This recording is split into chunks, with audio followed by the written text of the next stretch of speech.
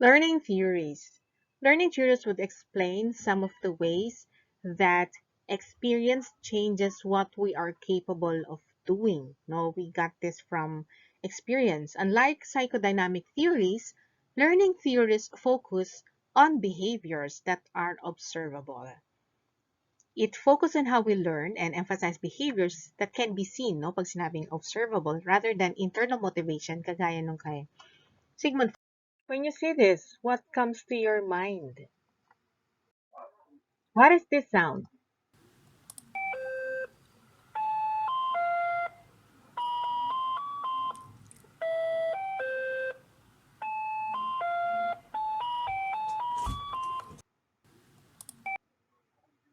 So, correct ba yung hula ninyo? That is the Selecta ice cream tune. So, when you hear that sound na Selecta, what's your automatic thought? Diba merong ice cream, may nagbebenta ng ice cream. How about this?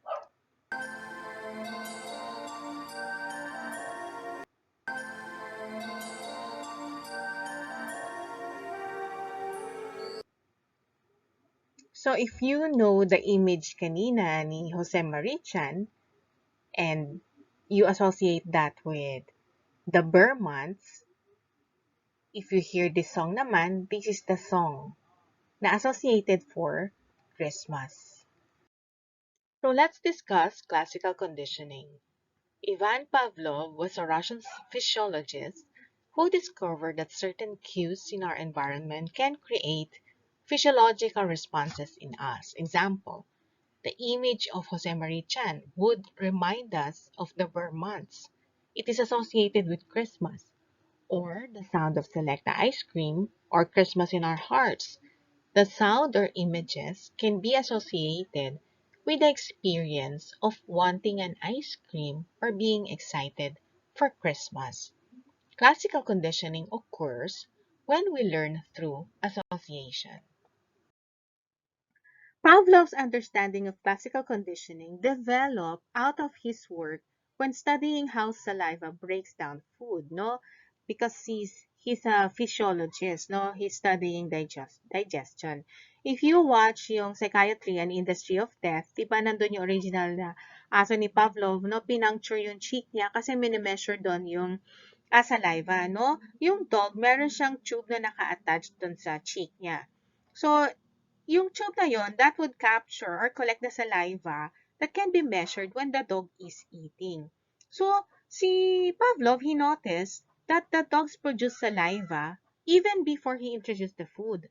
No, wala pa yung pagkain, naglalaway na yung mga aso. And then, marinig lang yung footsteps ng mga assistant niya down the hall, naglalaway na rin yung mga aso. Because, why is that so? Yung mga aso, they know that the footsteps come before food and therefore their bodies are getting ready to digest by producing salivation. Salivating to footsteps is a response to a psychological event or thought process. Pavlov called this a psychic reflex and began to pair other stimuli to feeding. Okay, ito yung ginawa niyang example. Ito yung before conditioning. Okay, so may introduce siya. This is the unconditioned stimulus. The unconditioned stimulus would be the food, and then ang response niya is salivation. That's the unconditioned response. And then, i-prepare niya yun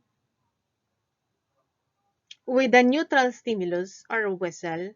Ang response niya, so no salivation. No conditioned response kasi hindi pa natutunan yun na aso. And then, during conditioning, the whistle will be paired with the food, and then response pagkakaroon ng salivation. This is still the unconditioned response. And then, ito yung mangyayari, no? Sa whistle pa lang, this is already the conditioned stimulus. Magsasalivate na yung dog. Ito na yung conditioned response. Let's talk about Watson and behaviorism. Okay, si John B. Watson, he built upon Pavlov's work by applying the principles of classical conditioning to children. He was considered a parenting expert, no, in the 1920s, and wrote a column in the newspaper giving parenting advice. See, John Watson, he rejected the idea that genetics explained our actions. Parang si Freud, no, during the time that genetics would explain then our action, hindi daw. So rather, he thought that learning was key in determining how children behave. So parang natututunan, and it's not due to genetics. So what happened? He emphasized the importance of parenting practices. He believed that children could be taught to love or to hate anything associated with unconditioned stimuli. So, paano niya to ginawa? No, he demonstrated this in his work with little Albert by teaching Albert to be afraid. Tinuruan niya si Albert na maging afraid sa variety of animals and other objects after they had been associated with the loud noise, which Albert automatically feared.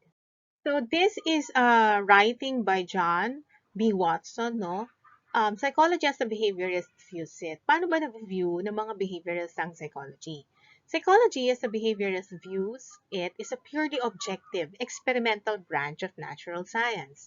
Its theoretical goal is the prediction and control of behavior. So alam mo kung kailan mangyayari ang behavior and to control the behavior. Introspection forms no essential part of its methods, nor is the scientific value of its data dependent upon the readiness with which they lend themselves to interpretation in terms of consciousness. So it's not similar dun sa introspection ni Freud or dun sa pag-iisip. Kasi this is everything observable, no? Yung isip kasi, you cannot observe that. The behaviorist, in his efforts to get a unitary scheme of an animal response recognizes no dividing line between man and brute. So, ang tingin ng mga behaviorist sa mga tao ay walang pinagkaiba sa mga hayop. So, they can be trained, no, like an animal. Pwede mo siyang mapagawa kung anong gusto mong pagawa sa kanya. So, this is a picture, a photo of little Albert's experiment. And ito no, yung unconditioned stimulus na loud sound. And then unconditioned response no na may fear na yung bata. Tapos i-associate siya dun sa rat. Diba? And then the loud sound. Para magkaroon ng fear. Matutunan ng bata na magkaroon ng fear sa mga animal. This is also a famous quote by John B. Watson. According to him, no, sabi niya, give me a dozen healthy infants, well-formed, and my own specific world to bring them up in, and I'll guarantee to take any one at random and train him to become any type of specialist I might select, doctor, lawyer, artist, merchant chief, and yes, even beggar, man, and thief, regardless of his talents, penchants, tendencies, abilities, vocations, and race of his ancestors. So talagang dinisregard niya yung genetics at kung ano man, no, even the culture, kaya niyang magpalaki ng doktor o ng isang magnanakaw because lang of the behaviorism. Okay, now let's try to talk about operant conditioning. No? This is by B.F. Skinner. He is known for his theory of operant conditioning. So operant conditioning, this is an explanation of why we repeat voluntary actions or operants. The consequences of a behavior determine whether it will be repeated. What's that factor that would make you repeat something that you do? No? Ito yon, positive or negative reinforcement. This positive or negative reinforcement increases the chance that a behavior will be repeated, like having a reward or matatanggalin sa'yo na something na ayaw mo para gagawin mo yung isang bagay. Or punishment. It decreases the chance that the behavior will be repeated. Okay, we also have what we call reinforcers. No, reinforcers encourages a behavior. It is suggested that reinforcement is a more effective means of encouraging a behavior than criticism or punishment. Mas okay ang reinforcement kaysa punishment, di ba? By focusing on strengthening desirable behavior, we have a greater impact than if we emphasize what is undesirable na kadalasang ginagawa sa punishment. So we try to focus on desirable behavior. Reinforcement is anything that an organism desires and is motivated to obtain. Meron tayong tinatawag na natural rewards. They are considered intrinsic or primary because their value is easily understood. And then meron naman tayong tinatawag na extrinsic or secondary reinforcers. These are the things that have that yung value niya ay hindi immediately understood. Their value is indirect. They can be, an example of this is external doon sa tao, like money, bibigyan ka ng money, bibigyan ka ng recognition.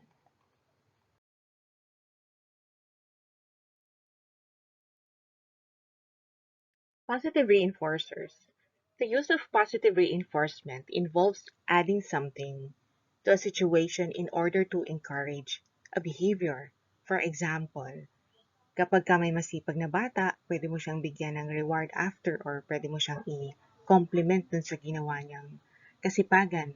This addition of the compliment or reward would make the desirable behavior, it's more likely to increase in the future.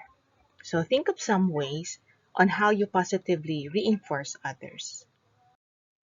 Negative reinforcement occurs when taking something unpleasant away from a situation encourages behavior. For example, I have an alarm clock that makes a very unpleasant loud sound when it goes off in the morning.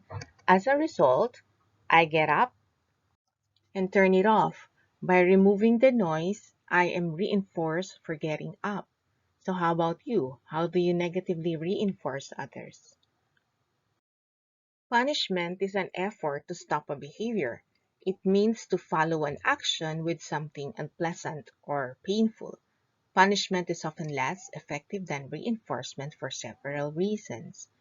It doesn't indicate the desired behavior. It may result in suppressing rather than stopping a behavior. In other words, the person may not do what is being punished when you're around, but may do it often when you leave. And the focus on punishment can result in not noticing when the person does well. So nakafocus ka lang dun sa mistake ng tao pero hindi mo siya mapapansin kapag may ginawa siyang mabuti. So let's try to compare bribery and positive reinforcement. So, yung bribery, di ba, madalas natin itong naririnig sa mga politiko, di ba, sumusuot sila. So here, dun sa picture, ang ginagawa ng nanay, susuhulan niya yung anak niya, no, bibigyan niya ng ice cream. Eto, ice cream, bibigyan kita ng ice cream para gumawa ka ng assignment mo. Diba? For here, bribery, the child is in control. As compared to positive reinforcement, sasabihin ng nanay, pag ginawa mo yung assignment mo, bibigyan kita ng ice cream. Dito sa bribery, nauuna yung parang reward bago yung action or yung behavior. Diba parang kadalasan sa mga politiko, bibigyan mo muna sila ng pera para mapasunod mo sila sa gusto mong mangyari. Offering a preferred item or activity to try and stop or influence a behavior in the moment. So that's bribery. It occurs after problem behavior has already begun. It stops behavior in the short term but increases it in the long term. So bribery is favorable to the person giving the bribe. As compared to positive reinforcement, kapag behavior muna, ginawa mo na niya yung behavior and then you try to reward, the adult is in control. Kasi siya yung magbibigay ng reward. This is, the preferred item is delivered contingent after an appropriate behavior occurs. So after niya mag-aral, saka mo siya bibigyan ng ice cream. So this would increase or strengthens and maintains appropriate behavior in the long term. This is favorable to the learner. Let's try to look at this matrix for positive reinforcement and punishment. Okay, so reinforcement would always increase or maintain a behavior, and punishment would always decrease the behavior. Okay, positive reinforcement or positive reinforcement, meron tayong ina-add. So in this upper quadrant, we have this word add. Pag positive reinforcement, we add something pleasant to the pleasant stimulus, and then if it's punishment, we add something aversive or hurtful or yung ayaw, no, na stimulus. Yung ayaw, that would decrease the behavior. Yung gusto, or something pleasant would increase or maintain the behavior. Ito naman sa lower matrix, we have the negative or we remove a stimulus. For negative reinforcement, we remove something aversive, something na ayaw nila, to increase or maintain a behavior. And then for negative punishment, we also remove something pleasant to decrease a behavior.